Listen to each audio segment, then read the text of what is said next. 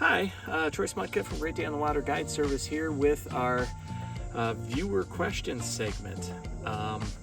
Josue wanted to know what my favorite way to fish bass was and what kind of equipment you need and gear you need to do that. Well, first, just a disclaimer, there's way more than one way to fish bass. There's dozens and dozens of good ways to fish bass. I fish, in the upper Midwest, the North Country here. And your favorite way isn't always the best one, but I'll tell you my two favorites that cover quite a few of the conditions, but there's still other conditions you're going to face where neither one of these might work. My favorite way, Josue, is a topwater bite. Now, fishing topwater for largemouth bass, we're talking about low light conditions, early in the morning, late in the evening, clouds, haze, light little mist or drizzle is really good, but a little bit lower light conditions.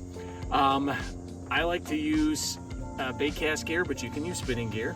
For bait cast gear, this is a St. Croix Bass X, 6'8", with it's a medium power, but an extra fast action, so very little bend at the tip, and that's because I use a lot of topwater baits where I'm having to jerk them and walk the dog with them and move them, and I don't want that rod given too much or I lose the action.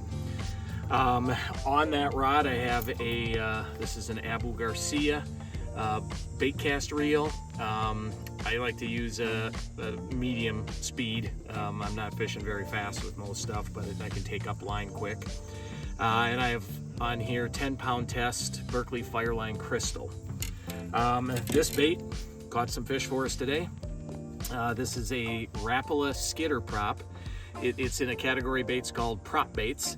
This bait, you throw it out, it floats, and when you jerk it, it kind of dives just a little bit, gets just under the surface, and that prop spins and leaves a prop washing trail and makes a bunch of noise. Pause, let it sit, do it again, and you just have to experiment how long the pauses are.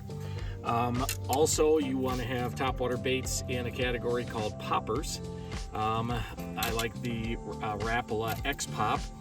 Popper is a bait that has a flat or kind of scooped front, wider, and then it narrows down towards the back. You throw that out, you jerk it, it pushes water ahead and makes kind of a splooshing sound, that's a great one. This is good calm conditions or even a little bit of wind. The popper is definitely a better calm conditions bait.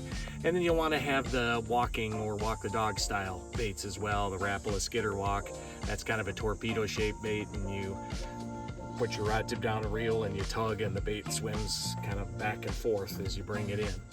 I like the fast action or extra fast action to get the action on there, and most of the time you're going to get hit with some slack in the line, so that works out great.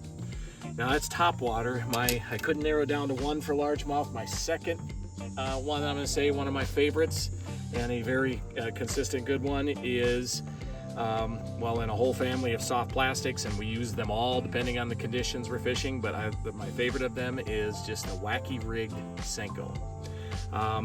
This is a Yamamoto brand Senko, or it's a cigar worm or a stick worm, but it's just a cigar shaped 5-inch worm, no appendages, no curly tail.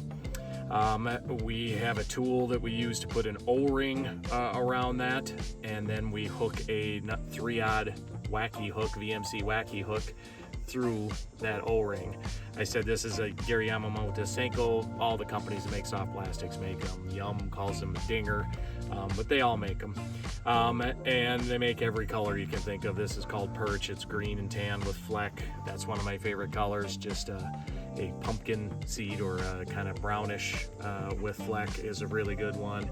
And for largemouth bass in clear water, something blue with black fleck or black with blue fleck is always real good. I use for all of my soft plastics and my finesse ones, light. This has no weight to it.